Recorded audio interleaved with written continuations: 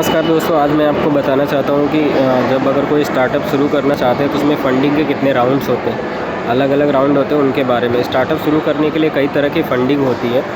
यह स्टार्टअप के साइज़ और कितना पुराना है इसके आधार पर तय की जाती है। कुछ फ़ंडिंग इस तरह है। Pre seed funding. Pre seed funding क्या होती है? यह स्टार्टअप के सबसे शुरुआती स्टेज होती है।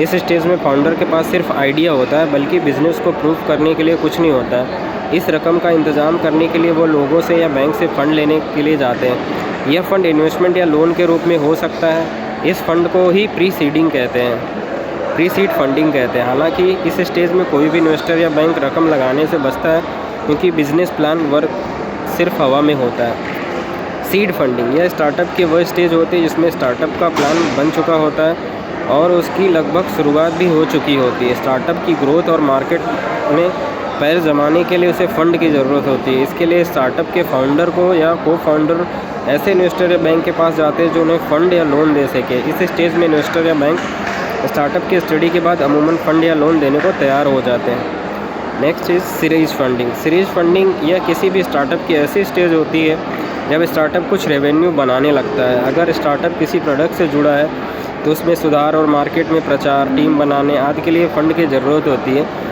इस स्टेज में काफ़ी इन्वेस्टर या बैंक रकम लगाने को तैयार हो जाते हैं। इसके बाद अगर फंडिंग की ज़रूरत पड़े तो कई स्टेज होती है, जिनमें स्टार्टअप के विस्तार से लेकर स्केलिंग आदि शामिल है।